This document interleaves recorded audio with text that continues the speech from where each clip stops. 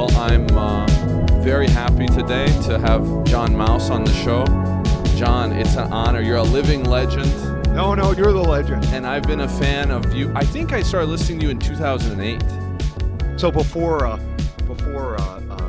Pitiless. Yeah, definitely before Pitiless. You're a OG. OG fan. I have pulled up your dissertation. I have theses on punk rock, which I had to use archive.org to surface. Yeah. To resurface. You found it online, huh? I've got your 15. What is this? Your 15 suppositions. I don't know. Maybe that doesn't sound. I don't know that 15 suppositions. What's that? This is maybe 15 suppositions from John Mouse on art, music, blowing up cities on film, and Ariel Pink in the Los Angeles Times from July 15th, 2011. Oh wow. Yeah, and you were described as a synth punk artist. Yeah, well, and a thinking man's musician. Yeah, all right, that's great. Spouting off theory. Yeah. No, a lot of people just thought I was an asshole when I did that. You know what I mean? And then I kind of cowered it out. I'm like, maybe they're right. No, but when you did what? No, just trying to bring some of that into the discourse around the music. You know what I mean? I don't know, but yeah. No, I thought it was incredible. I remember I think I was literally at Occupy, and that interview with, what was it, like the drone or something came out, where you were like going off about Deleuze and the need to like intensify the use of a popular language. Yeah. And you were just like pacing around behind the venue. And I remember showing that to people, and we were all like, this is incredible. This is the real movement, like moving in culture. Yeah, I mean, that's definitely, where I'm coming from, or I have come from, Because you've been doing this for like 25 years at this point. I mean, you were started, what, in the late 90s, early 2000s when you were starting to do so your EPs? The first stuff that's out there that I recorded would have been like 2000. The first album that released was 2005. But that's the whole thing. We were doing music between 1999 and 2005, just, totally in obscurity, no mechanisms available to us to share it with people. So there's a whole micro history there between, 99 and 2005, where we're just making albums that we were, we never had, knew for sure anybody would ever hear or whatever, The utopian period. Yeah. Just doing it for the friendship and for the love. I remember, like, there was this thing you said, I can't remember if it was in 2011 or after, where you were talking about the mistakes that you had made in the 2000s. And you were like, I was trying to push pop to be as poppy as possible, and it was so stupid and blah, blah, blah. Could you just talk about, like, the arc of your career? Because I feel like, having seen your show recently in Milan, which was incredible, and we'll talk about in a minute in detail if you want, I saw a lot of continuity through the body of work, Well, yeah. Or was that just what you were choosing to perform, was the stuff that you like from that period? Yeah, I mean, in terms of like an arc, I guess, and we could talk about, we're talking about the theory that guided it and that sort of thing. When I in school, in like 2003 or 2002, whatever it would have been, Alain Badiou came and gave the paper on the 15 theses of contemporary art.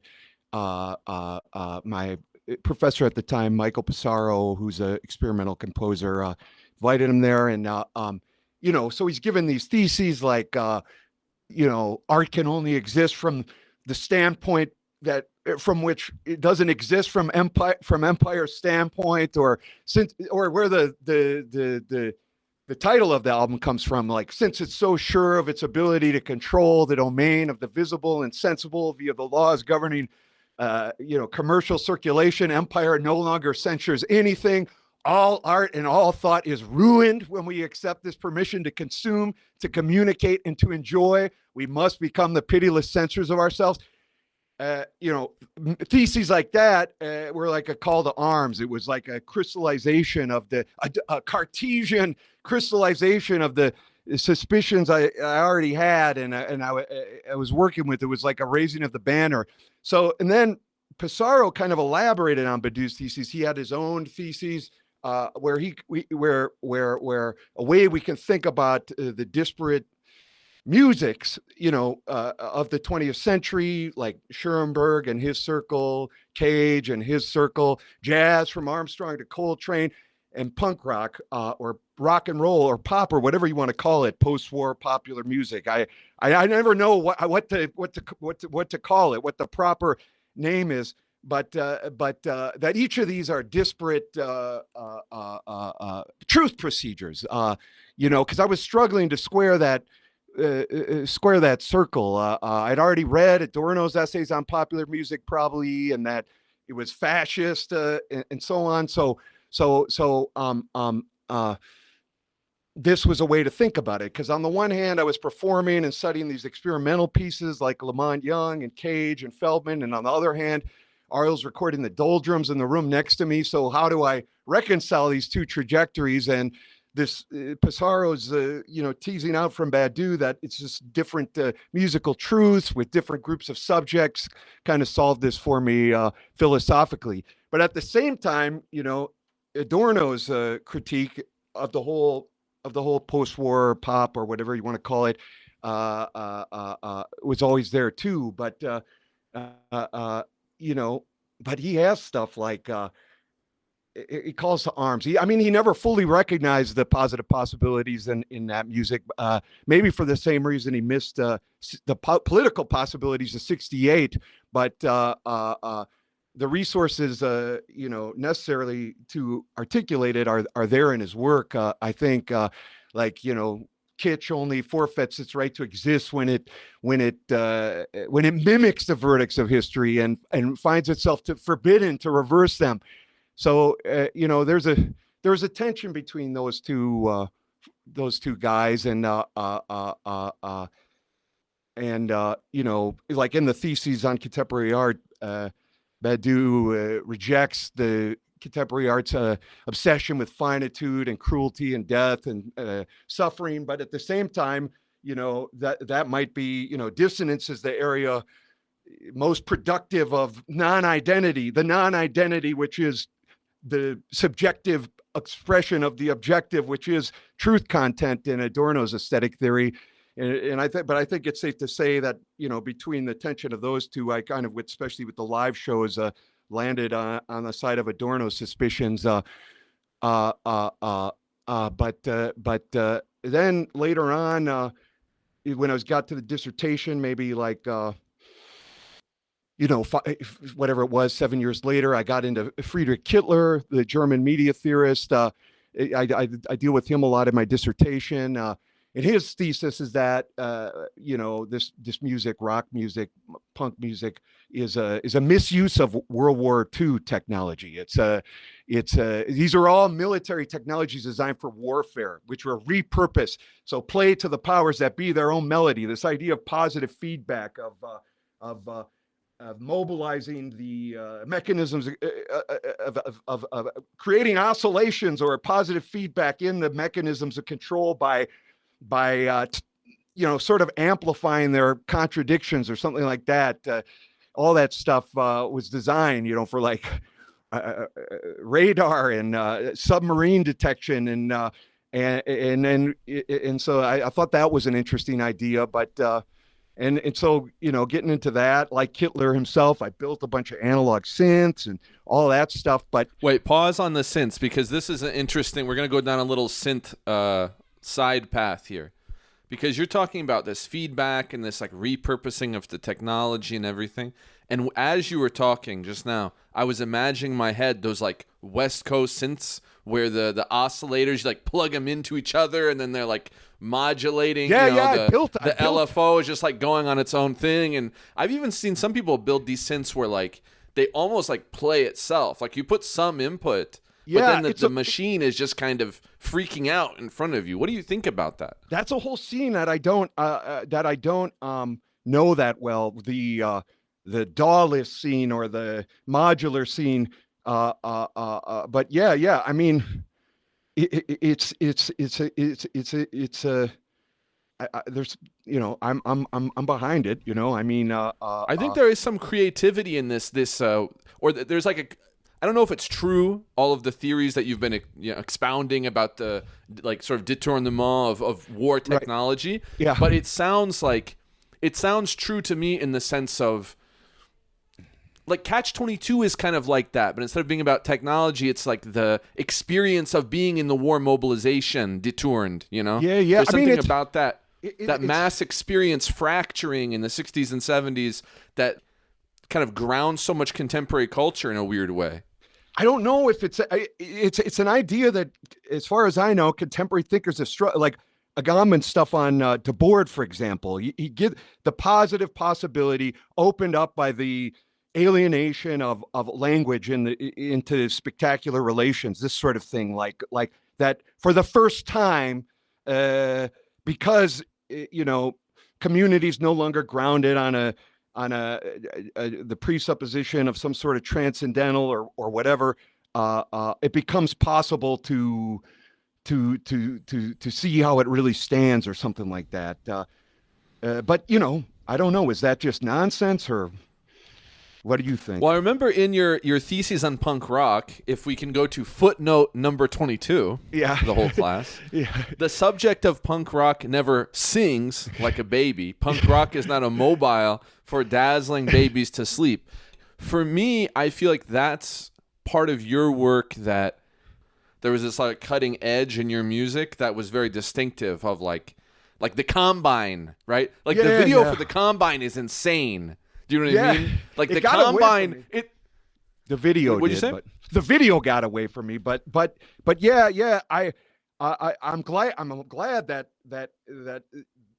there's an encounter with the limit there when you listen to it, because that's obviously it wouldn't be worth doing if I wasn't, in my opinion, if I wasn't, if that isn't precisely what I was trying to get at. But however you want to articulate it, as a truth or as a determined irreconcilability with the world as it stands, that's the point. In other words, I don't think you can dismiss it all as just, from Little Richard or whoever, for Johnny Rotten. You can't just, it's not just an ideological, reinforcement of the world as it stands. In my opinion, there's something there. There's some truth there that resists the mechanisms of control. You know what I mean? But on the other hand, there is something the opposite of that. What high and low once critically signified, we still need to carry that forward, in my opinion, and because there is this whole crap where it's like cool today to be in the Mickey Mouse Club. Sing about Pepsi Cola, like when I was coming up, that's what you were. That's what it was about, overcoming.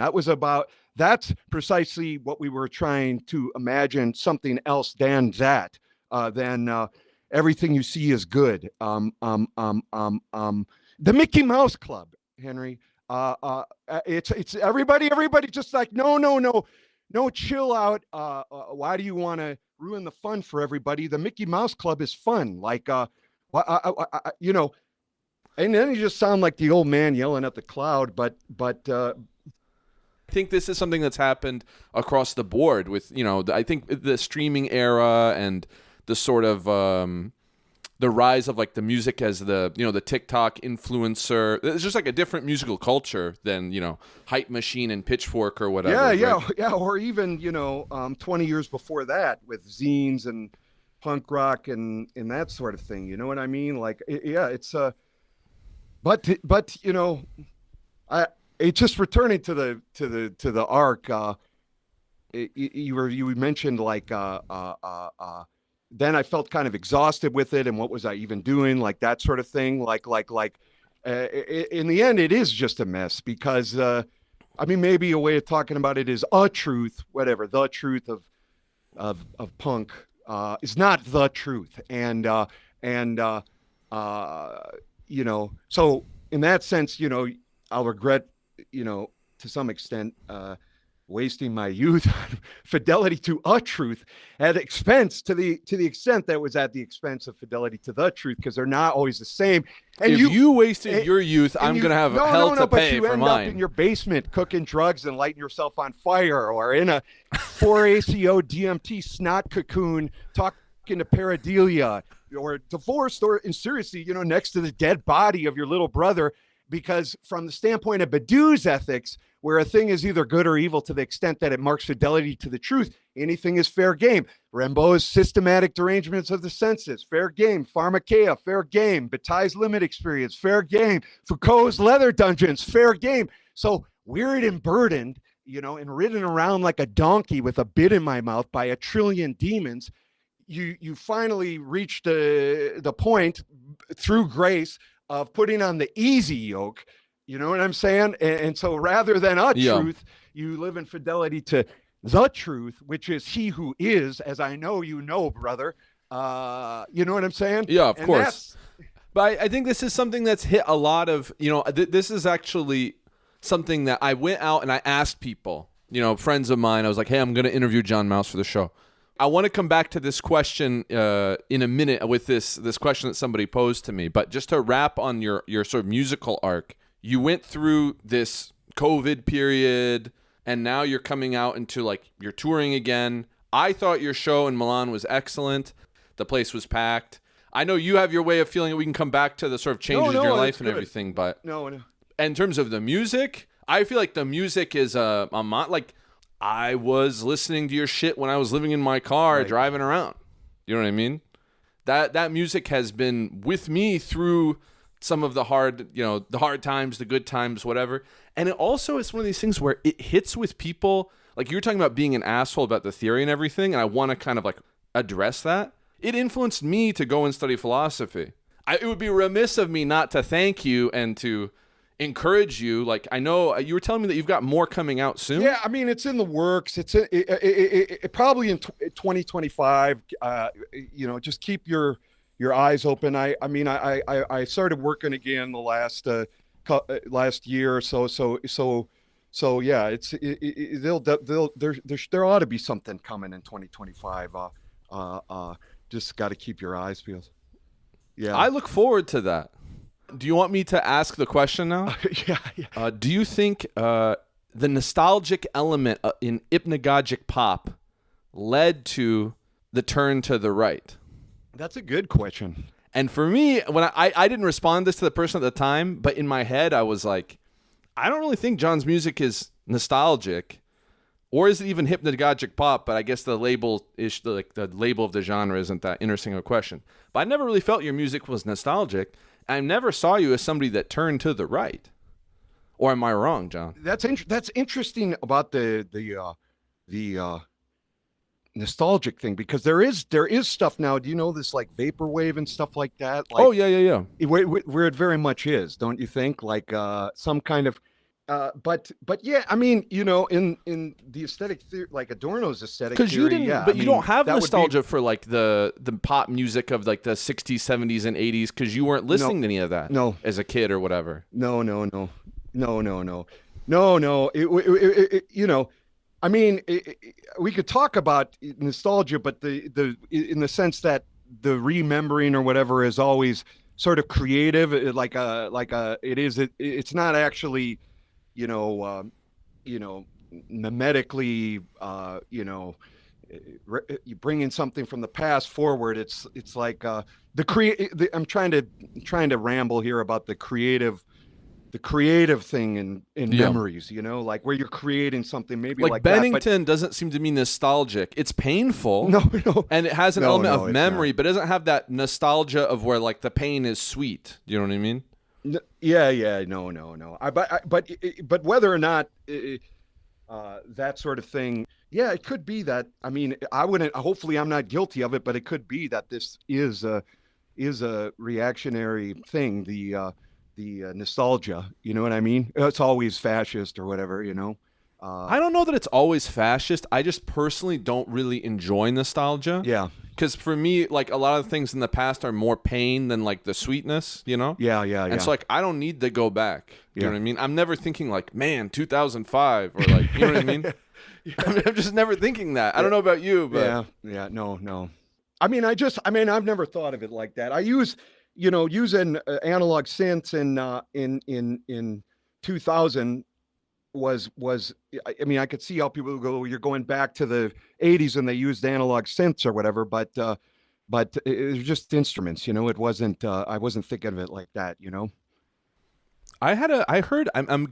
Somebody in the comments is gonna kill me because I'm gonna name the wrong thing, but I think it was like the Roland 303 or 808 or whatever got popular because it failed. Like when it launched, they wanted it to like replace actual drummers. Yeah, and then people were like, no, this sucks. That's exactly right. Then it flooded into hip hop and everything because it failed, and they were like selling it at a discount.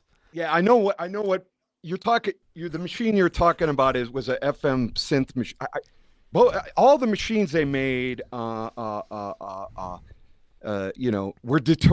maybe that's not the right word. They were used for some other purpose than they were intended. That's how acid or whatever is created and stuff like that. Yeah, I know what you're talking about. And I think when it comes to like the turn to the right, I mean, you have your own like personal spiritual journey, which we can talk about, but I don't consider, finding Jesus to be a turn to the right per se, obviously. And I think what maybe this person was referring to is like the Ariel Pink January 6th incident, which you can talk about if you want. The whole thing with that is extremely embarrassing. It was at the end of the lockdowns, and Alex Moyer, this filmmaker, invited Ariel and I and my wife to come out to DC where she was filming her next doc to talk about scoring it. We're like, yeah, sure, that sounds fun. I didn't have any idea something was going to happen there. And so we went there. We were in the hotel, and she's like, something's going down at the Capitol. You want to go down there with us to get some shots? And my wife and I were like, sure. And we went down there with her and her cameraman and got some shots of people climbing on the wall. Oh, you're cutting out. So my wife and I, we went down there and we got shots with Alex of people climbing the wall, and we went back. And Ariel wasn't down there. And later that night, the news came in that a lady was shot inside, and people on Twitter started saying I was a supporter. I did speak out, but I posted like a papal encyclical with burning concern, mistakenly thinking, that the paragraphs condemning the exaltation and divinization of race and blood and nation were clear enough about where I stood in relation to all that, that spirit's about as far from true faith in God and the concept of life that faith upholds as one can get. And I even, tried responding individually to some DMs coming off Twitter, like, no, I don't support this shit. But looking back, it seems like I wasn't clear enough at all. I mean, the story totally got away from me. A lot of people still seem to think I support all that. Like I was just dropped from some festival in New York City because the other artists didn't want to share a bill with a Nazi. So like, what do you even do with that? Like, good. I wouldn't want that either. You know what I mean? So I mean, you talked about you publicly posted, you were published. You know what I mean? Talking about being, quote, fascistically anti-fascist. Yeah. I mean, that's so it's that's how it got away from me, Henry, because I was pissed that anybody that's listened to my music or followed what I've said about it wouldn't give me the benefit of the doubt there in terms of what, and I should have been clearer looking back, but even though I did release that little thing, I should have done more maybe why wouldn't they, why would anybody suppose I was behind that, Yeah, because I think what you're talking about a moment ago with the sort of questioning that hitting that low point with the looking for the singular truth versus the singular truth. Yeah. Some people are going to interpret that as the sine qua non of a kind of rightward shift. I think that's completely wrong-headed. It's right? the opposite. Because it's always the opposite. opposite. I mean, brother, you know that. It's always the opposite of that. Yes. Invariably, it's one of the great temptations of the thing. You know what I mean? To turn it into some sort of dominating, prideful, telling other people what to do sort of thing. But he came to call sinners among whom I am chief. Do you know what I'm saying? It's that's what I need to remember. Do you understand? It's and not. I think there's a kind of presumption also, like to get straight into the political philosophy side of it. there's this presumption that faith is something that was fine for a certain era and will like allow it for certain historical figures. And then in the contemporary period, it always takes this reactionary valence. And that's just simply not true. Like I recently published, I don't know if you saw the article I published in New International about Jean Jaurès. And there's this really interesting feature of Jaurès' thought where he's an out-and-out moral idealist. People like Robespierre legitimately, like him or hate him or whatever, they legitimately believe like the rights of man are divinely revealed. You know what I mean? Yes. So I feel like this idea that believing in a kind of transcendence automatically means right is just it's just kind of dumb. Yeah. It's just ahistorical. You know what I mean? Yeah, it absolutely is, and it's implicit in all the critical theorists that I cut my teeth. I mean, whether you're talking about Benjamin and Adorno, like that all that matters is we view the situation from the standpoint of its redemption and the eschaton, like all its eschaton, all its untruth is visible only from that standpoint, and then that's covert, that covert messianism and Agamben, and you know what I mean, it's there with the radicals too, you know. Yeah, it's there, and I think it's also something that on a personal level, it's something that coincides with people's life of what you were just talking about a moment ago, like burnout or need to change, where like a lot of stuff happens. Like a lot of people become right wing as they get older. It's not a surprise, and it's part of the reason is they get like a mortgage and they have kids and they have pressures on them, and they get money and they get like status, and then it's like they're not kids in a basement making mixtapes for fun. They're like, they have something at stake in the world and they'd like to preserve it. So a more conservative mindset kind of, emerges from that, right? I mean, I see it happen all the time. Like I work with people who are not, rich, but they're not poor, and they got theirs. The whole mommy daddy freaking bourgeois morality is as far from the thing as it gets, man. I know the two are in certain spaces are synonymous, but I mean it should. That's what I'm saying. Maybe it doesn't go without saying, but from my standpoint, it should go without saying that the two things are not synonymous. Truth, transcendence, and some relation to that, and some fidelity to that, and reaction. You know what I mean? And especially not only reaction, but the cult of race and blood and in family, and you know what I mean? That sort of thing. All the stuff with like the Haitian immigrant hate in Ohio. I mean, at one point, like, wasn't Vance or whoever just like openly admitting like that they're making it up? I forget exactly what he said, but like, yeah, we're lying, but it doesn't matter. Like, yeah. There's this. I think with real reactionaries, there's just a disregard for the truth. Yep. In the name of like power, right? It's just like a pure power fetish or fixation or whatever. Yeah. And there's no transcendent truth there. And it's obvious when you listen to them talk because they're like inverting everything that's in the gospel. And they just use Christianity because it happens to be the like majority religion and where they live. It's just pure manipulation. Yeah. And you're right. I mean, it's not my understanding of he who is, who works his omnipotence through weakness and brokenness and death on the cross. You know what I mean? Where wisdom is expressed through folly and all these inversions. You know what I mean? I mean, that was always even before there was more cooperation on my end and more but through grace, more fidelity on my end. I had some understanding that it is in the faces of the proverbial orphans and widows that we see where it stands. You know what I mean? Well, let's run that back. So we talked about the arc of your music, and let's talk about the arc of your like thought and religion and philosophy and stuff. So you like grew up religious, or what was your sort of like the religious philosophical arc? I mean, not really. I mean, just sort of the middle class duty sort of thing. You know what I mean? It didn't make any sense to me, and I thought it was silly. And I was against it. But then when I got older, yeah, you know, like, I don't know, like, you know, I mean, so the guys at the European graduate schoolers, they're like Zizek and stuff had already written The Puppet and the Dwarf, and you familiar with that? Yeah, book so at you were all? like in a sort of Christian atheist vibe. Yeah, the Simone Weil, like, you know. Did you read the know, Taubes touches book? us with, who? The Taubes book? No, About Paul? I don't know that one.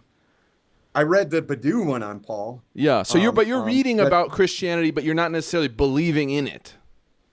And then well, yeah, I mean, you know, you're reading Hegel and you're going, you know, yeah, I mean, it is like some sort of limit. It's the absolute expressed in religious thinking. It's that sort of a candy ass, in my opinion, version of things. Like, I never have understood Hegel, you know. I was like in high school, I was like a Kierkegaard guy.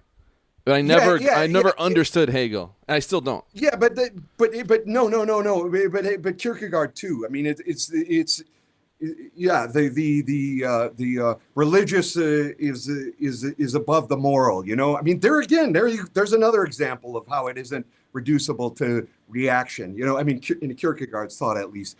But you know. So that's I guess that's kind of the. And that spirit is still, you know, ubiquitous in some circles. I see it all the time, you know, online and stuff. The one I'm relating here, you know, but there, you know, there's a Zizek Cornell West video. It's just very brief at the end. Cornell kind of rebukes him, you know, like around his whole, you know, why have you forsaken me is the quintessence of the thing. And Weil got into that too. You know, it's the moment where God is abandoned by God, and there's, you know, Christian atheism, right? You know, and it's like, no. I mean, you know, especially you get into sacraments and stuff like that. I mean, we must love him as if he's absent. You know, I mean, it sounds cool. You know, I get it, but there, in my experience, at least, there's a level deeper than that. You know what I'm saying? Yeah, I think that's the sort of. That's another issue with the sort of like engagement with Christianity. Ironically, of all of the sort of theorists who have engaged with it, my favorite is Foucault. Yeah, I know. I haven't read the fourth. Is the fourth unpublished, the final volume.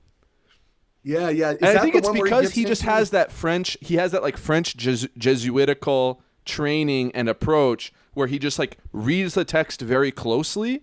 And so it's actually highly clarifying because he's like a genius, right? And so he can like read the text and explicate it, and you're like, oh, that's very interesting.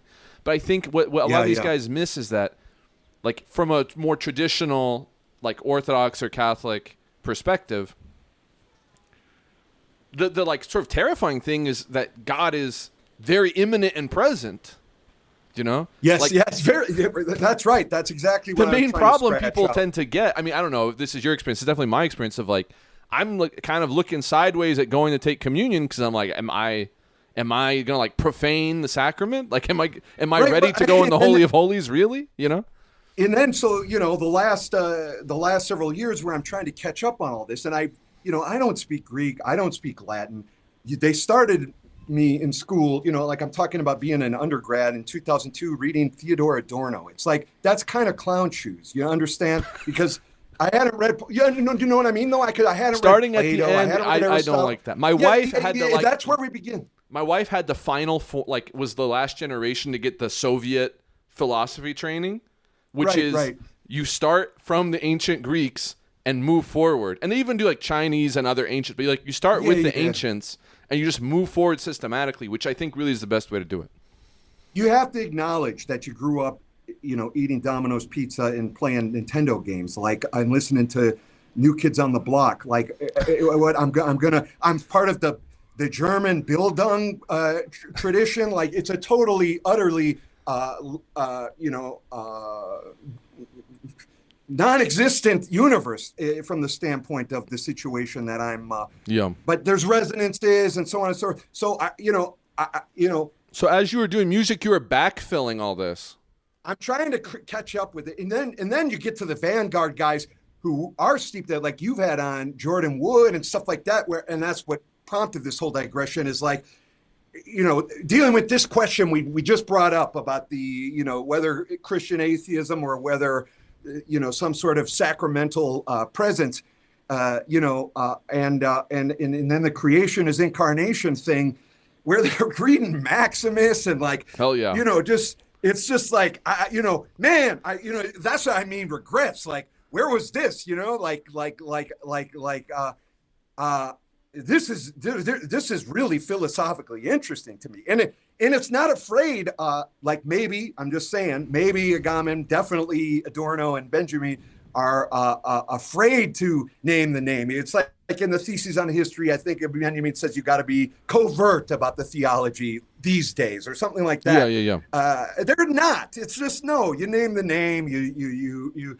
And there's something refreshing and clean and exciting about that. Yeah, I enjoy it. Like and one of the things that was really liberating to me also was that, becoming Orthodox and everything, because there's so few dogmas and there's so much theology. Like there's so much theology. There's so much written. You can go back and like deep and wide. Yeah. I got Bulgakov and freaking who's the other guy?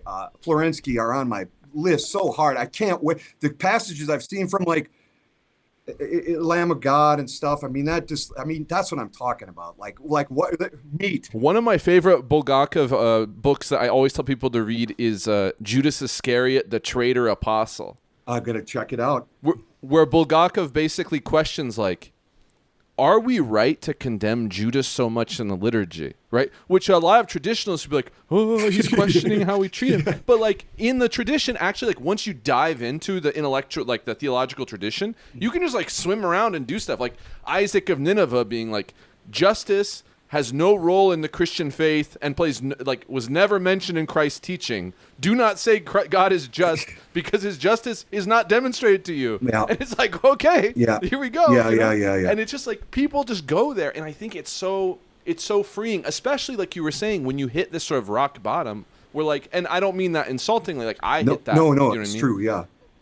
You hit it even if it's not that bad. Like I didn't hit rock bottom when I was living in my car and like struggling. Like where am I gonna park so I don't get fucked with, or you know what I mean? I hit rock bottom when I was like, I got married.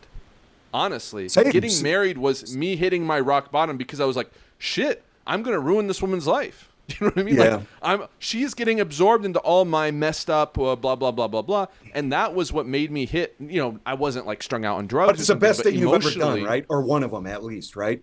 In the end. Oh, yeah. But I mean, that hitting of the rock bottom of when you like call yourself into question and you have that moment of like coming to faith. But just talk about that. Like, what was your sort of drive for this change? Because I assume you were like sex, drugs, and rock and roll for like, what, 15 years? No, actually I wasn't. That's the crazy thing. It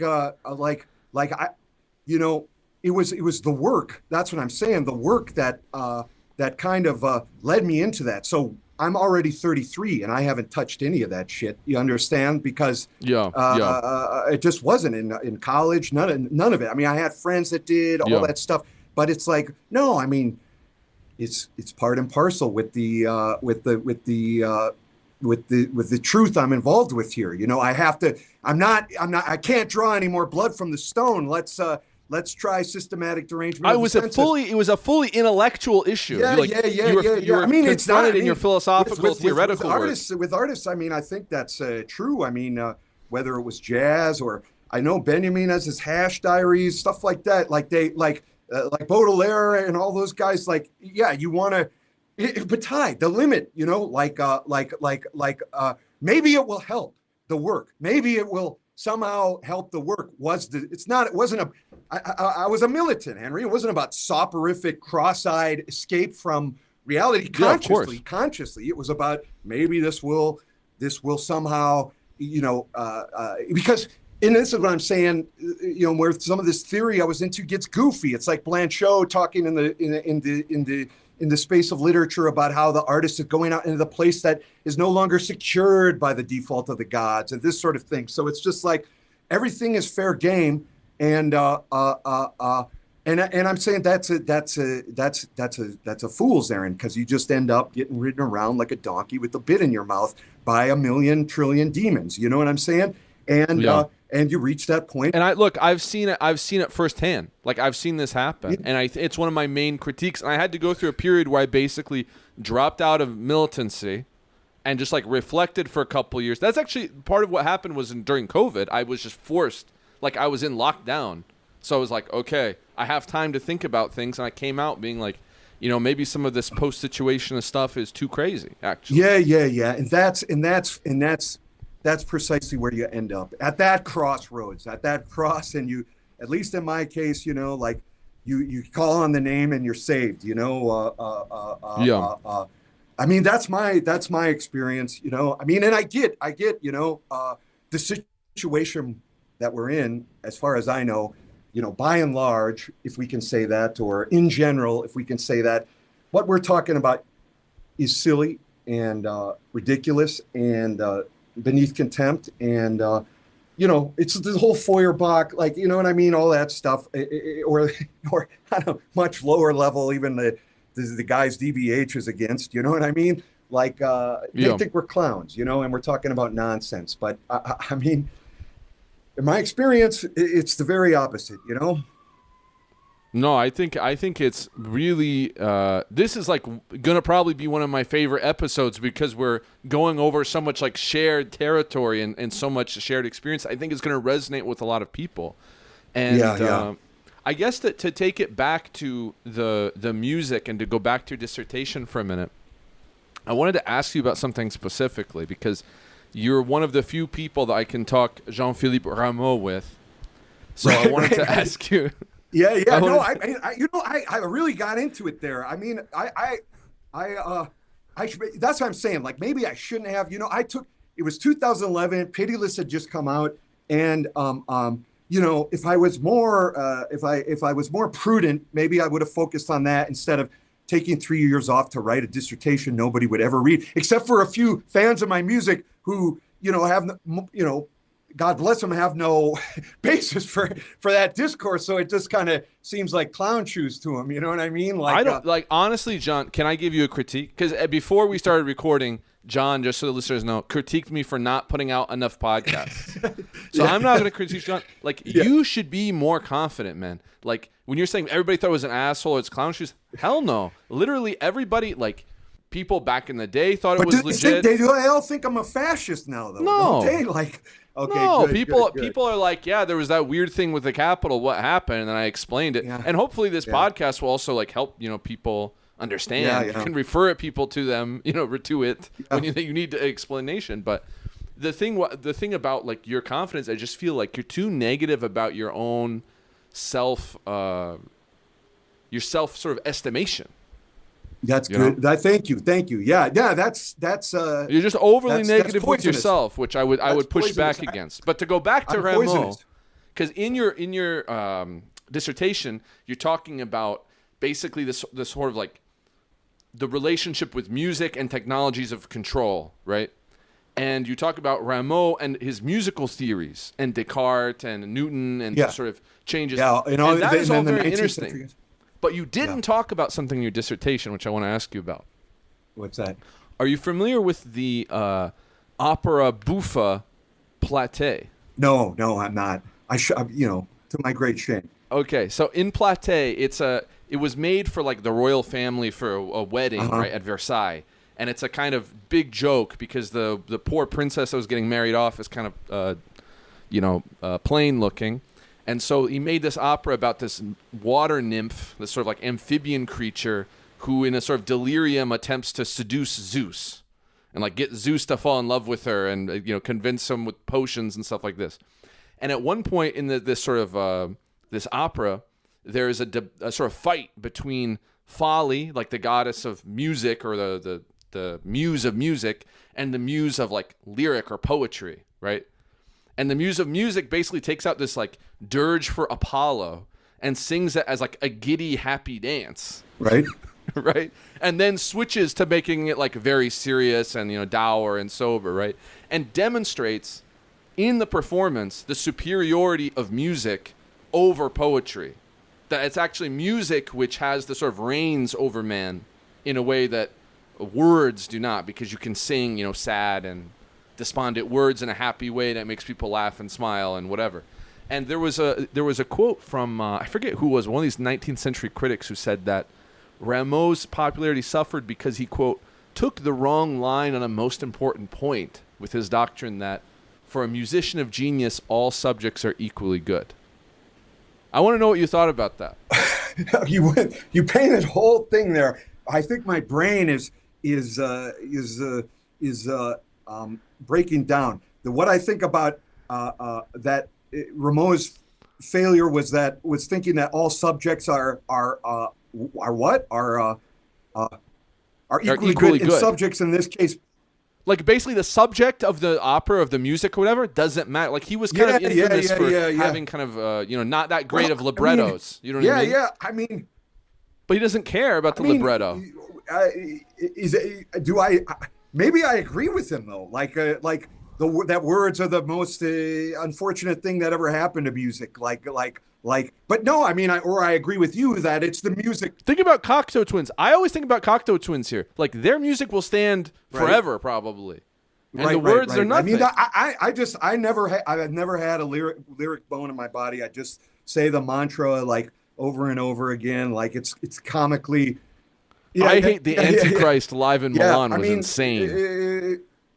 Have you recorded that? It's yeah. Because I don't remember where that came from. What track it'll be on the next one. It came out and everybody was screaming. It will be on the next album. So yeah. I mean, yeah. It just with Rameau, I was interested in like showing how it really was amazing how much the history of music theory exemplified the historical shifts I was trying to tease out, and he was very much exemplary of the classical episteme Foucault outlines in the order of things. You know what I mean? In the ways that I spell out there. So yeah. And then the 19th century guys very much exemplified theirs and so on up until today, which I don't know what's going on, but hopefully there's thinkers out there doing it. And for the listener, I'll link to all these texts, by the way, so you can go back and read John's dissertation and all these other things. Yeah, I mean, the first couple, the chapters on method were bloated and wasn't very good. I mean, it was uninspired, but that's... Well, here you go with the self-critique, John. You're too critical. That's the vanguard. I mean, that's the... I mean, now 10 years on from that, I mean, I do. It's like we were just talking about with your wife and her Soviet education. I don't speak Greek or Latin or German. Do you understand what I'm saying? Yeah. Like, what am I doing? But do you speak French, though? Tiziana, a little bit. And then I've read Tiziana, Terranova, and Deleuze, and Agam. You know what I mean? It's just like, it's clown, it's clown shoes. But so is everything. Everything in this situation, relative to the roots and the learning and the depth of the 19th century guys who, of course, then, paradoxically, with all that learning, culminate in, the worst disaster of all. So, I don't know. I think some people overemphasize the Greek and Latin stuff. Like, I think knowing Greek and Latin is going to be important if you need to work on the primary documents in like an original way. But like, for example, I have, I don't have it in here because it's still in a box. I just moved, but I have Bart Ehrman's translation of the Apostolic Fathers from Loeb, and it has like the Greek facing, and like a lot of people would be like, "Oh, Bart Ehrman, what?" Bart Ehrman knows his Greek, man, and that translation is great, and it helped me a huge that translation is hugely useful in my life because he opened that whole collection of ancient texts to me, right? Yeah. So like for me, I just say like, I don't know, if you want to learn Greek, learn Greek. But I mean, if you just want to like read Plato, you can just get a good translation, just read it. Yeah. That's true. That's true enough.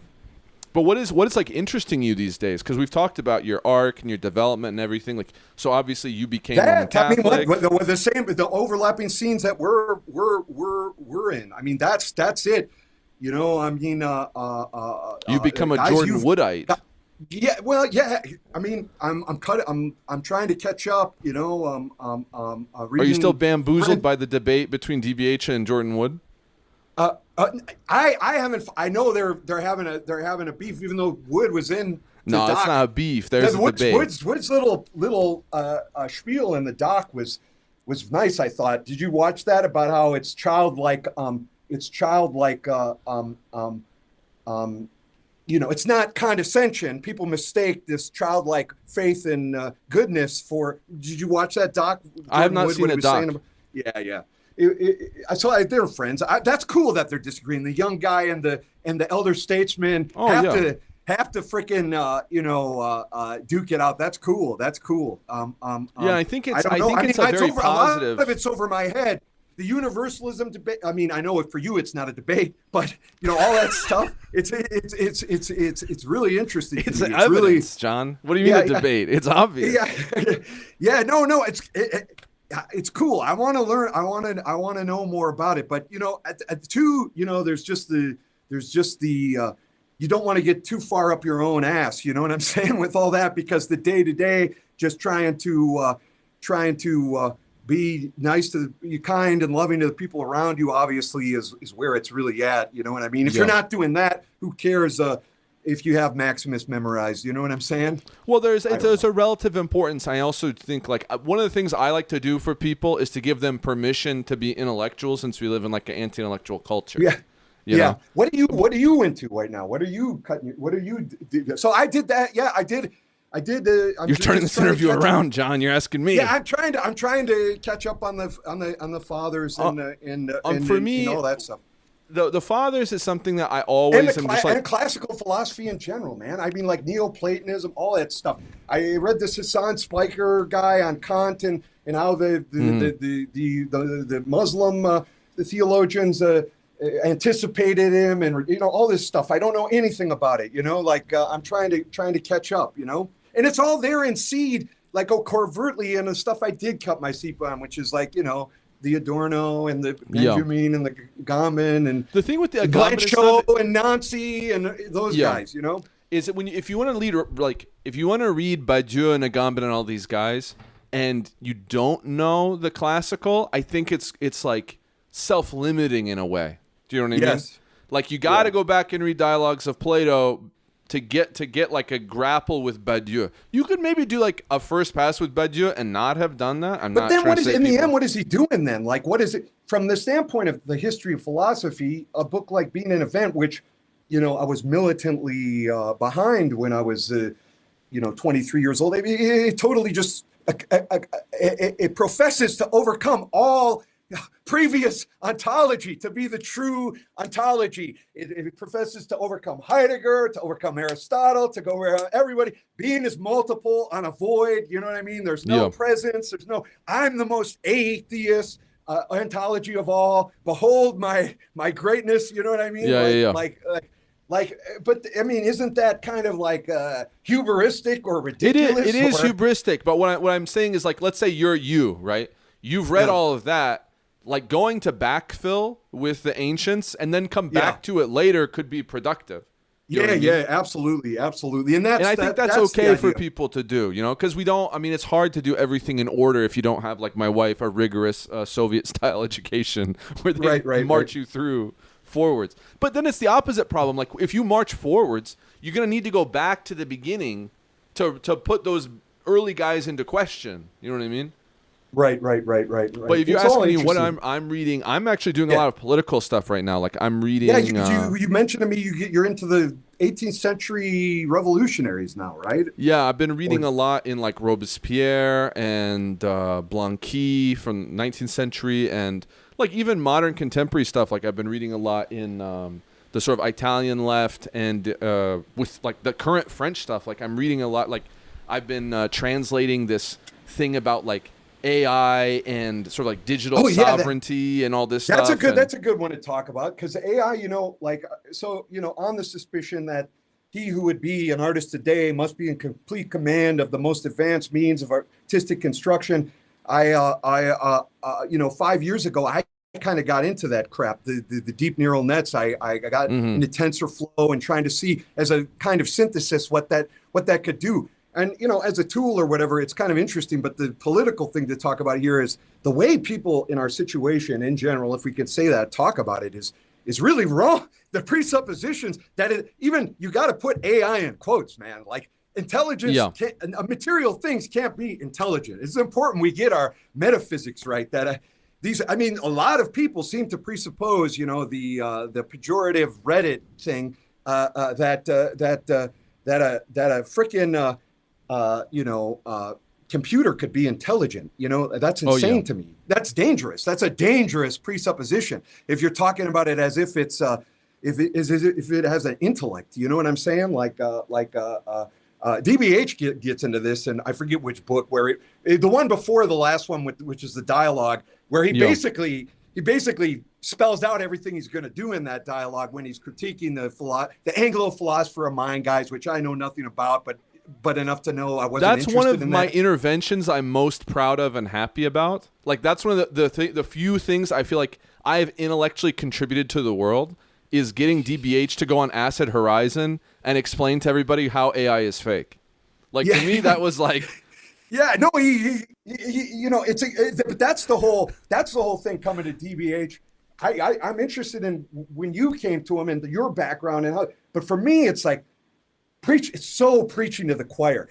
I mean, in other words, the whole experience is just this, like, it's just like this, man, there's like 1 million people that are very influential right now that need to hear this. Do you understand what I mean? Yeah. Like, I don't need to hear this. I know this. I agree with you 100%. Yeah. But you know what I mean? These clowns that are out there flapping their mouths as if they know something, and they'll never, it's just so insanely frustrating to me that the two shall never meet. You know what I'm saying? Yeah. There's DBH and then there's the clowns out there flapping their prideful gums, and the collision that I absolutely need to see will not happen. Do you understand? It is just the world continues to go on as it stands. I mean, it should be taken for granted, all those things that he's outlining there about the immateriality and immateriality and transcendence of the intellect and being. I mean, how did we? It's just how we got to the point where the whole question of being. It's just no, man. Like, I can't see it. Like, it's. So the thing with me and DBH is, I think I was going back because I had basically gone from the ancients, done like the great books. Like, I had somebody gave me all of the great courses, philosophy, history of philosophy. Yeah. You know what I'm talking about? So I was listening Charlton Heston read to me Schopenhauer. Yeah, no, I've actually listened to those particular ones that you're talking about, the Charlton Heston ones. They're great. They got the voice actor. I always hear that voice, I think, when I read Kierkegaard, the Kierkegaard voice. Do you know what I'm saying? Yeah. But I was literally digging holes in the middle of nowhere, listening to Charlton Heston on tape. I was talking about Schopenhauer, right? Like, I was digging a well by hand. So anyway, I was going through this thing where I was like broke, blah, blah, blah, blah. And when I went to college, I studied philosophy, and coming out of it, I kind of did this thing where when I hit rock bottom, I called a lot of what we talked about earlier into question, the sort of atheist ontology and all this stuff into question, even though I'd never really been a convinced atheist. You know what I mean? I'd always believed in God, but I had I didn't have a good theological foundation. So long story short, I got this book, The Experience of God. Yeah. And I read that on my honeymoon, and my wife flipped out because I was breaking down mentally. Yeah. I was in the Basque Country. I was in Donostia reading The Experience of God and trying to go to the beach and relax. Yeah. And just talking to my wife about the eternality and the, you know what I mean? The relationship of spirit and form and matter. Yeah. And my wife is like, what happened to you? You know what I mean? But I eventually kind of stopped sweating, and we, went to Bilbao, and you know what I mean? Everything was fine. And that was what got me on DBH. I think it was Experience of God and The Doors of the Sea. Did you read that one? I haven't read. Is that the one about the tsunami? About the 2004 Indian Ocean tsunami and the problem of evil. Yeah.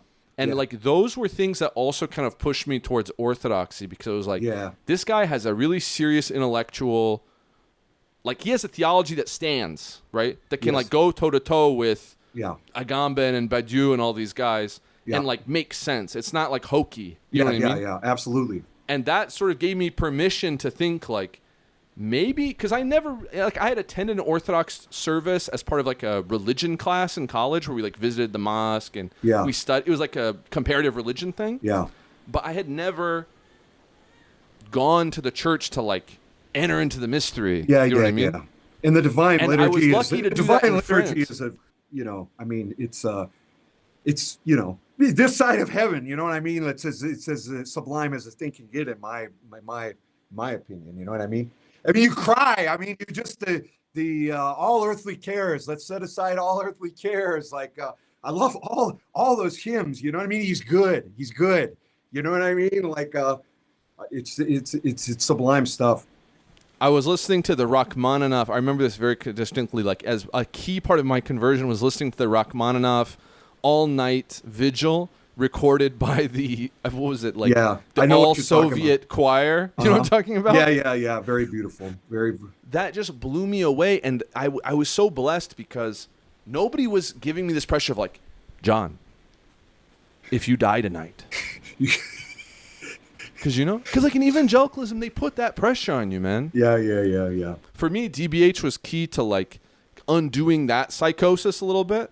Right. And then also being, you know, like I just said, having an intellectual basis for that, you know, that married to the faith that's not corny, that's not hokey, that's not, because a lot of it's like bullshit, man. Like the Creation Museum stuff, they have like a lot of verbiage, you know what I mean? But it's all founded on just like nonsense. Yeah. It's more important to go look for Noah's Ark than, you know what I mean? It's the same thing. It's more important to hate condoms than to talk about the incarnation or the, you know, it's crazy stuff. I mean, who has time for it, really? It's not what we're doing. So what is going to change for you going forward? Because you went through this whole period, the death of your brother, yeah, I think pseudo cancellation. Yeah. I don't think you're actually canceled. The pseudo cancellation, the weird COVID period, coming back on tour, going through this conversion process. Because you've been Catholic for what, like 5 years now?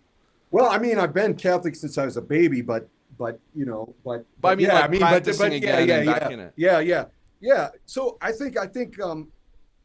Because you're basically settled into it now, like you've gone through all of that, right? You know, and that's the middle-age thing, and it isn't. You know, we put the caveat. The I met your wife. Your wife is lovely. Shout out to Kiko. Yeah.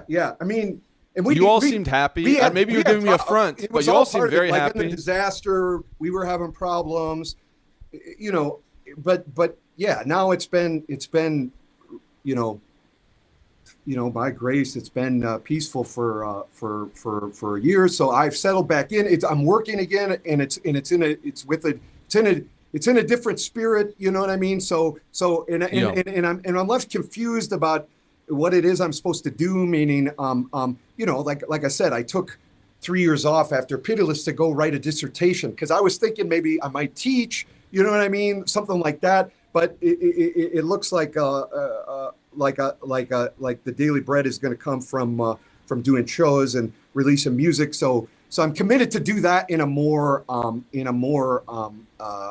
straightforward way than I did, you know, in my 10 years ago. Do you know what I mean? I messed it up a lot because I wasn't thinking how one is supposed to think, and when they have attention and you're supposed to put something out every year and, you know, all that sort of thing. I always kind of kept it at arm's length and didn't fully, you know, commit to the responsibilities involved in having that sort of, doing that sort of work. So now that But that's also reflected in your writing from that time. Like when you talk about, you know, there are instances where the police, in parentheses, played on NPR, discussed on Pitchfork, sold at Starbucks, etc., closed round of truth so as to put it to work. Yeah. Right? When you're talking about that, like it's clear that you had, and I assume you still have, a sort of internal conflict about like how are you supposed to maintain your punk music. We have,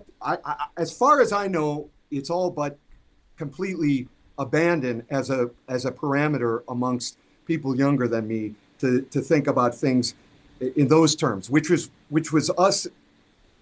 You know, maybe in a certain way carrying forward this some sort of semblance of what high and low critically signified. Yeah, we're making idiotic pop music, but it's something else than the spectacle. Do you understand? We're not in the freaking Mickey Mouse Club. Do you understand? That's bad. To sell Pepsi Cola is bad. Like, why is that okay? Why is that? Why does no? It's just like, no, chill out. That's fine. They talk about the smiling toothpaste beauties as if that's it's somehow the vanguard. It's ridiculous. What we're doing is in radical antagonism with that. In how we do it, whether we do it. You're going to eviscerate me when I publish my critical appreciation of Sabrina Carpenter. I don't know that, but it looks the same to a certain extent, but it's like maybe the difference between fast food and the real thing. But then again, I got in my mind bouncing around all the critiques of authenticity and how that, you know what I mean? So it's just schizophrenic, you know what I mean? Like, oh, there's no... You do have a singular sound, though, and an approach that I don't know anybody that does or can pull off. Because, like, to put some meat on this, when I went to Milan, right, we're in this club, and it's packed. It's completely full house. You're up there totally solo with the mic and, like, pressing play on the computer or whatever to start the track, and then you're singing. And people were completely captivated, jumping, screaming, singing everything with you. Everybody was there was nobody that was like, oh, what is this, blah blah blah, wandering off. That's how it was at the beginning. I had shit thrown at me, all that sort of stuff, like, what is this clown doing up there, you know what I mean? And there's something about that too that is also confrontational or cool, but both. I mean, I prefer what you're talking about. Obviously, it's more. But people love you, man. Like when you came out and met the fans and everything, like everybody was coming up, and there's such a real connection with. It's so humbling, though. You know what I mean? Like how do you even wrap your head around that? I mean, that's what it's about. Like that's some indication, hopefully, that what you're doing is worthwhile and isn't futile, isn't purely futile. No. Yeah, you know what I mean?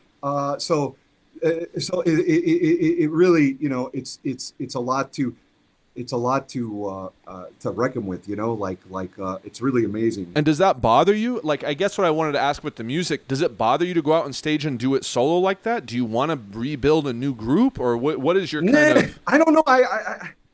I mean, I talked to people after, and some of them prefer the solo thing, which, for lack of a better word, is more like performance art or something like that. Like some people prefer that. Other people are like, nah, it's you got to have a band. It's better that way.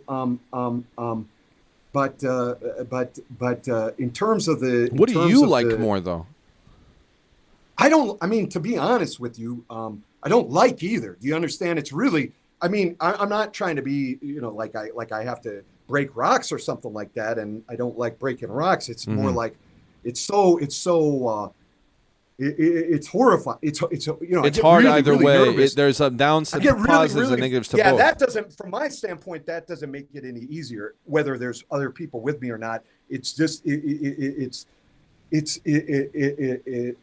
every time you're trying to do something worthwhile. You shit your pants a little bit, I think. You know what I mean? Yeah. It's not cathartic. It's trying to fight. I mean, in my mind, at least, and maybe that's comical and only something that should be derided with contempt. But in my mind, at least, trying to bear witness to the to the suffering or whatever. It's like trying to, it's like doing a chin up. You know what I mean? Your legs shake and it takes everything, everything in you. You know what I mean? It breaks. If you're not at that limit, then you're not doing anything, at least in my mind. And it's comical. Like one of the reactions is that it's comical. It's comical to see anybody in our situation attempt to do something with any sort of seriousness. You know what I mean? Like that looks ridiculous. There's something about that dissonance that is interesting and provocative to me. You know what I mean? Have you ever thought about doing sacred music? Yeah, concert music and sacred music would be really, really, really interesting things to get into. And maybe maybe I'll just do it on my own at some point. It would be cool to get, just putting out there, just like film music is something I've always wanted to do too. To get somebody to ask me to, but I could do it on my own too. I mean, the things I'm working on, are just by default, yeah, I guess I wouldn't call them sacred because they're not for liturgical, situations, but that element hopefully is always there, even though it's secular. Because I wonder about this, because it seems to me, based on what you're saying, if you allow me to pry, which maybe I shouldn't do, it seems like for you, you had a kind of situation musically where you had your band of brothers, you had your context that was very productive for you and you felt really positive about. And then that is post-COVID, you're you don't have that situation. And so you're trying to sort of rebuild a new situation, which I think is, that was my case during COVID. All my political situation I had to rebuild afterward. I still had friends or whatever. It's not like I had nobody, but it's in terms of my immediate, who's around me. After COVID, I'm looking around. I'm like, okay, I got my wife. Now I have a kid. How am I supposed to approach things now? The channels available to me are totally, unfortunately, totally unrelated to any of those channels, as far as I know. It's indie rock or whatever you call it. You know what I mean? Nowhere near, the sacred music spaces or the concert music spaces. I don't even know what they're doing in those. I mean, I was involved with experimental music in college, but yes, it would be interesting.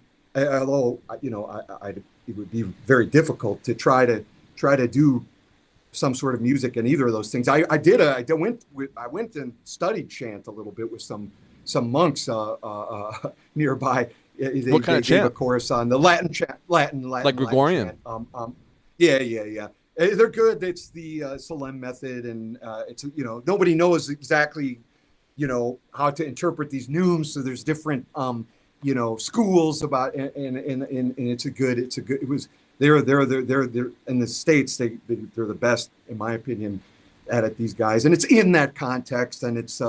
Yeah, it's. I mean, I've always thought the heart of Western harmony and so on is there in the chant repertory. You know what I mean? I think, John, I think you're a genius, and you could invent a whole new form. You could invent a whole new style of chant or whatever. But that's.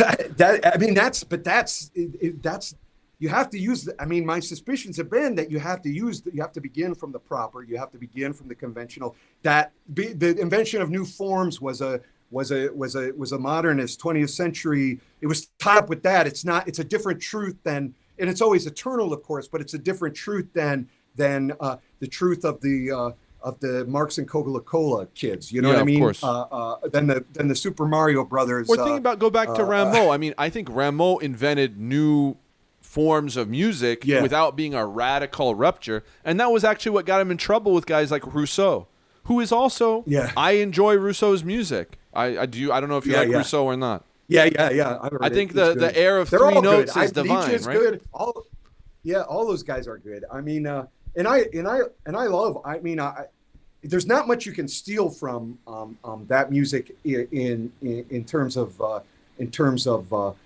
our music, because it's so radically different in so many ways, whether it's the gallant style of Rameau and Haydn and all those guys, or the Baroque or all that. But then there's paradoxically before major minor tonality really starts to become the idiom, which is like the Renaissance, and especially the early Renaissance and the medieval stuff. There is stuff in there that it's a weird, because they thought about harmony in a way. What's some of your favorite music from that period?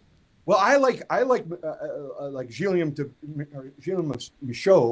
I like the all that. It's crazy from our standpoint. Harmonically, it's crazy. I've used it with Ariel and I did Ghosts. Panda sampled it. That's it. Justin Des Prez is another. Which When Love Letters from Hell is like a I'm dealing with his harmonies. Even Maniac, the harmonies that are successfully going by there are from a Josquin motet, I think, stuff like that. So I've always, that stuff has always, and then to hear it in its liturgical situation, which I finally did, like to hear two solos in a mass, you know what I mean? It's just like this is, it's at home, you know what I mean? It's amazing. So all that stuff, yeah. I think this is one of the reasons why guys like Arvo Part have such success, is because they're able to take these sacred forms, which do risk basically all these forms, like Renaissance music or early music or Baroque, or all these things that have been revived and played, have a risk of either becoming like weird Frankenstein's monster, where like, are you familiar with like harpsichord? A little bit. Building and stuff like that. There was this weird thing in the 20th century, like, hey, we should have harpsichords again. Because like the 19th century, they just dropped off. You know what I mean? For piano. And they're like, we should build them again. They were building them. Renew music ensemble or early music ensembles wanting to do it correctly and stuff. They bring they were trying to do it. And in like the early 20th century, the harpsichords were being made of like metal. They're making harpsichords like pianos. And then people are like, this isn't really right. We should we should find the old harpsichords. But there's this problem of like, to what degree are we going to go back and repeat and try to do like, one of those living museums where it's like, look how we turned the butter. That's what it is. You know what I mean? For the most part, that's what it is in our situation. But then there's weirdos like you or like me. It's just like, it's something else than what it's supposed to be, the museum thing. You know what I mean? It lives. This is something that maybe you actually have freedom in now because you're at like this middle-aged point. Like if you go back to Rameau and his career, I think he was basically starving, struggling, scrabbling until he was like 45 or 50 when he got like the king's favor and he could start doing more what he wanted. Or I actually, over Christmas, I heard a Marc-Antoine Charpentier, like Baroque Christmas. And the reason he was doing sacred music is because Lully was like dominating all of everything else. So he was just like relegated to the sacred niche, That's interesting. But like he found a way to be productive in it. And I think, like, I don't know. I've been trying to gas you up a little bit because you've got this like overly negative self image or whatever. But like you're established, like in like indie music or whatever alternative music. I'm lucky. You're established. You're a living legend. I think you can do what you want. Will be good. I think it'll be good. I think new stuff is. You coming. can be weird, John. No album is coming, and I get increasingly weird. I feel like I really tried to push it on. Screen Memories, and then just nobody really wanted to hear that. You understand? Like there's some sense with pop that you take a song like Day in the Life as a famous example or something like that, or Good Vibrations or whatever. Like, no, that's not a good example because it's too catchy, but these with symphonic ambitions from a pop standpoint or something, like maybe that's alien to pop. But it's not, because those are classic songs and they're So negotiating that antagonism, it's really that's. Why do you think people didn't want Screen Memories? I don't know. I don't. In terms of reception, I feel like it was a fail. Whatever. Whatever. That's maybe unhumble. Anybody, it's crap anyway. I don't know. But like from my perspective, it was like whatever I thought I did there. It didn't seem to me anybody's like, oh, you did what you thought you did there. You know what I mean? Like just building all these freaking synthesizers. Like, okay, now I'm going to do this 4-point counterpoint. And like, you know what I mean? Now I'm going to freaking, you know what I mean? Like I'm going to record my brain waves with an EEG. You know what I mean? Like all this stuff, like just totally be at the limit of the thing. That's what I thought. So, but maybe I got maybe. You're full of shit, dude. I just looked up the Screen Memories. Okay, I've got 1, 2, 3, 4, 5, 6, 7, 8, 9 magazines or whatever publications. Some of them are pretty well known, like Les Inrocks in France is like a major thing. Fact, like people know about that or whatever. And people are like, best 2017's best album. I don't know why you feel like people didn't like it. That was best album? How did I miss that? You have albums of the year 2017, top 100 albums 2017, top 50 albums of 2017, albums of 2017, best of music 2017. Think about it. It was right before 2016. And it was right before COVID and all that. The apocalyptic thing. All art should be apocalyptic, right? Like it's got to unveil. Pitchfork gave it an 8 out of 10. What are you talking about? What do you want? A 10 out of 10? Did you hear me quoting the Church in the Kingdom in Pets? At the end of Yes. Pets, I'm doing the yeah. So you gotta. Was it recognizing the eschaton? You know what I mean? Like that's what I mean. Look, here's what it is, John. You wanna cut the shit. You have Pitiless Censors in 2011. Then you did the Rarities compilation. Then you didn't do anything. You didn't release anything for 5 years. Yeah, because I was doing that. That's all it is. I did it, but that's what I mean. Like what's different now? I think I'll be more. I think I'll try to keep more to a more consistency. Yeah, because I mean, there's not a teaching gig ever on the horizon, stuff like that. So this is the bread and butter. This is what I'm doing. I was ambivalent about that 10 years ago. Like, do you really want? Because I don't know what I was thinking. It was too much on the side of any sort of earning your bread and butter with this is already compromised. Like that suspicion, like I misguided. No, suspicion. I think you gotta liberate yourself from that a little bit because the end of the day is because like, you don't want to be Mickey Mouse Club shit. You know what I mean? But you don't have to be Mickey Mouse Club. What do I want? Okay, now I'll be selfish. What do I want from John Mouse? I want you to keep touring so I can hang out with you again. I want you to come back to Europe so we can hang out. We're going to hang. And then I want you to write, but you don't have to write a dissertation. You could write 500 words. You know what I mean? You could write about your voice. You could write a travelogue. You know what I mean? But I think you got to get those. It seems to me that for you, the creative situation is very important in your sort of self-conception or your vibe about your music. Yeah. You know what I mean? Yeah. Like when you're telling me that the doing it with the group or doing it solo, it makes no difference for you. Yeah. That makes me feel like there's something deeper that you're looking. You know what I mean? You need some deeper thing. Yeah. And it's true. I mean, it's true. Did you feel inspired on tour, or was it just like work?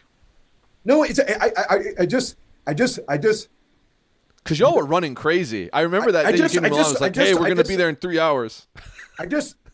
What I'm trying to do, it's not like a martyr thing. It's just, it's difficult. Do you know what I mean? And I don't mean like, I'm not grateful for the opportunity, and I don't mean I don't count my blessings and that I know. No, but that's not what I'm asking. I'm asking, do you feel inspired, or is it like, let's put it in a really stupid way. Do you feel like you get more than you're giving in terms of energy or no? If I felt that, it would not be. It would be doing it for me, and that's not a reason to do anything. If anything, I hope that that something takes place, other than this the world, the present evil age. You know what I'm saying, Henry? Like I hope something is taking place other than the place. I hope something is, and you can never be positive that's the case, but that's what I'm striving for, and it takes and that's ridiculous. Again, I understand that's ridiculous from a lot of standpoints, but that's I don't have any other basis from which to proceed. So that's how I go forward, and hopefully it ignites the hearts of others. You know what I mean? I think it definitely does ignite the hearts of others. Suffering and the untruth of our situation. You know what I mean? But I mean, why do you think you're selling out a packed out thing in fucking Italy? Yeah. No, it's good. It's good. I mean, yes. So yeah, I'm inspired in that sense to do it. But you got to leave more on the field than you have. You know what I mean? Like, I mean, when you go out in the field and you hit, because you were running ragged. Like I was trying to say a minute ago. Here's the thing. Like what I'm talking about is like, I've been around a lot in those situations a lot, and there's another vibe where it's like, who cares? Like I smoke dope and drink beer and go out and give the audience the finger and go backstage. Like that attitude is at a, caricatured in that way, assuming there's nothing else than that behind it, is at the other extreme from what I hope I'm doing. You know what I'm saying? Of course. Like that's what I'm trying to tease out, Yeah. But I guess what I want to see is like, I want to come see you on the next tour, and I want you to be not running as ragged. No, the last tour was a little bit nuts. I won't do that again. That European thing, it was like 40 days in a row. like straight. I mean, it was a. And you were going from like city to city, one after another. Yeah. And we got the plane every morning, and at 8, you know what I mean? Went. You get shitty, nervous but while you wait for it to start, it goes on at 10. You go, you talk, you're out to midnight, and you go and go to sleep. Get 6 hours and go and do the thing the next day. Yep. So that's what it was. So we were a little bit, my wife and I, who I wouldn't have been able to do it obviously without her help. Shout out again to Kika. Yeah. We love Kika. Yeah. So yeah, she was supporting you. She was moving things around. She was moving the albums and she was getting everything organized. And I feel like I think what I want to try to do, because I think coming out of, it sounds weird coming out of COVID, but that was such a shattering experience for so many people's lives that it was for mine. I'm kind of at a, and then course. Especially with my, Kiki and I were having big problems then, and then my brother died, so it was really a bad time for me, like really bad. My uncle, Uncle Larry, man, who's like a second father to me. It was all these things at once, and I had some vices, and blah blah blah, and it just kind of, but it precipitated in a redemption. You know what I mean? So I'm ready. I'm ready to go. I think there's a point where we can start to build a kind of new intellectual, artistic, political situation or culture that moves in a positive direction. Yeah. And so hopefully there will be opportunities moving forward for those kind of like Band of Brothers type situations to reemerge and reorganize in the new context. Yeah. And I know a lot of people feel that way. It's not just like you or me, right? A lot of people are looking for that. So everybody, hold your breath. I'm looking through different chateaux as we speak. We might be able to get some people together in a chateau. But man, I appreciate you so much. I appreciate you having me so on, much Henry. to me.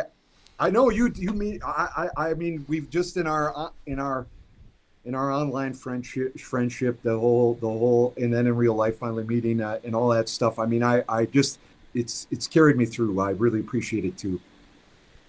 And so we're gonna have you come back on in the future to talk about your new projects, your new readings. Anytime. We should get heads together and start and debate and do all that. Yeah, we got to occupy, because in general, I feel like this space is filled with reaction, and it's good to try to step into it and articulate something else than that. You know what I mean? I mean, like online, YouTube, that's